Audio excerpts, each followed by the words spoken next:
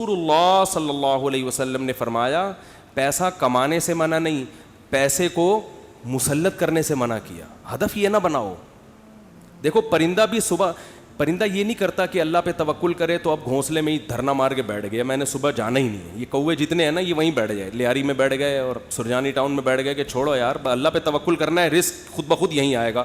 اللہ نے کہا نہ تمہیں نکلنا پڑے گا. تو آپ صبح نکلو رزق کے لیے, لیکن تسلی رکھو کہ شام کو انشاءاللہ پیٹ بھرا ہوا ہوگا, میری بنیادی ساری ضرورتیں پوری ہو چکی ہوں گی, اور جب میری اولاد کا ٹائم آئے گا اللہ بچوں کا خرچہ بھی میری جیب میں ڈالے گا. ٹینشن نہ لو کہ 2 بچے ہو گئے تو 3 بچے ہو گئے تو کہاں سے کھلاؤں گا. جس اللہ نے تجھے کھلایا بھائی وہی. دیکھو ماں کی چھاتیوں میں دودھ پہلے پیدا ہوتا ہے, بچہ بعد میں پیدا ہوتا ہے, یہ بتانے کے لیے کہ اس کا پیدا کرنے والا اس کے رزق سے غافل نہیں ہے.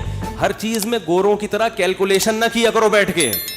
گورے کیا کر رہے ہوتے ہیں, دیکھ رہے ہوتے ہیں میرے پاس ابھی $10,000 ہیں تو ایک بچہ ہو گیا تو اس میں اتنا کیلکولیشن کر کے اتنا بچ رہا ہے, اتنا انویسٹمنٹ کیا, دوسرا ہو گیا تو یہ تو کیلکولیٹر کہہ رہے یہ نہیں ہو سکتا. قرآن کیا کہے گا, او بھائی تو پیدا تو ہونے دے. دیکھو اگر ہم نے یہ دودھ کا پروسیس نہ دیکھا ہوتا تو ہم تو اس ٹینشن میں ہوتے بچہ پیدا ہوگا تو میں تو 2 کلو دودھ اور بھینس کا لگوانا پڑے گا مجھے, میں تو خرچہ نہیں اٹھا سکتا.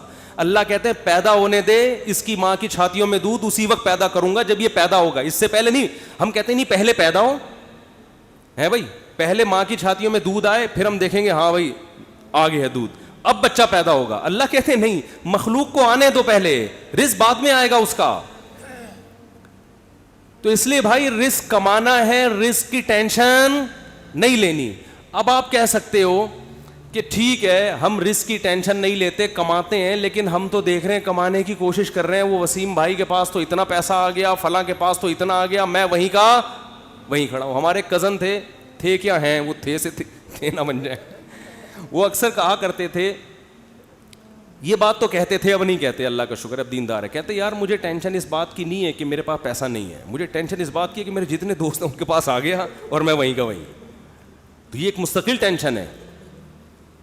دیکھو اس کا نبی صلی اللہ علیہ وسلم نے حل کیا بتایا ہے, پرندے کی مثال دی ہے. پرندہ کمپٹیشن میں کبھی بھی نہیں آتا, سمجھ رہے ہیں. پرندہ یہ نہیں کرتا کہ وہ والے چڑیا نے وہاں جگہ اس لوکیشن پہ گھونسلہ بنایا بحریہ ٹاؤن کے قریب اور میں لیاری ندی کے اوپر گھونسلہ, نہ. پرندہ کہتے ہیں میرے لیے, میرے بچوں کی حفاظت کے لیے مجھے گھونسلہ چاہیے, لوکیشن کو وہ زیادہ اہمیت نہیں دیتا.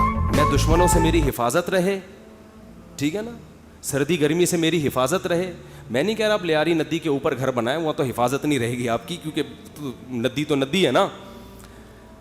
تو آپ نے یہ سوچنا ہے کہ مجھے اپنے گھر میں تحفظ کے ساتھ, گھر والوں کے ساتھ رہنے کے لیے چھت چاہیے. یہ چھت اللہ انشاءاللہ میسر کرے گا, چاہے اپنی ہو چاہے کرائے کی ہو, یہ ٹینشن نہیں لینا ہے.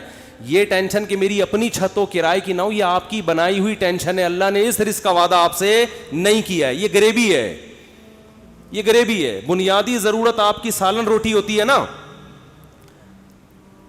ارے بھائی آپ گئے ہوٹل میں نہاری لے آؤ, 2 روٹی لے آیا, نہاری لے آیا, ایک غریبی منگوا لو گے, 2 منگوا لو گے, اس کے بعد کہے گا بھائی یہ غریبی ہے, اصل جو پیسے تھے نا وہ پلیٹ کے تھے. اب آپ نے غریبی کو مقصود بنا لیا, آپ جاتے ہی غریبی پہلے منگوا رہے ہو کہ یار 2 نہاری کی غریبیاں لے آ. اس کو غصہ آئے گا بھائی غریبی تو ضمناً ہوتی ہے. آج جو غریبی تھی نا, ذاتی گھر غریبی ہے, یہ بنیادی ضرورت نہیں ہے. گاڑی غریبی ہے, بنیادی ضرورت W11 میں بہت اچھی طرح سے پوری ہوتی ہے. ہم نے تو بھائی 20 سال W11 میں سفر کیا ہے اور اللہ کی قسم اب ترستے ہیں کہ W11 میں بیٹھے ہیں, لیکن اب شہرت اتنی ہو گئی کہ وہ بیٹھ نہیں سکتے. اب وہ W11 والا بھی اٹھ کے آ جائے گا کہ میں نہیں چلا رہا, میں گپ شپ کر رہا ہوں آپ سے. ورنہ عامر بھائی W11 کا مزہ آپ نے لیا ہوگا نا. W11 کراچی کی بہترین سوغات ہے بھی. G7 4L میں اللہ دشمنوں کو بھی نہ بٹھائے.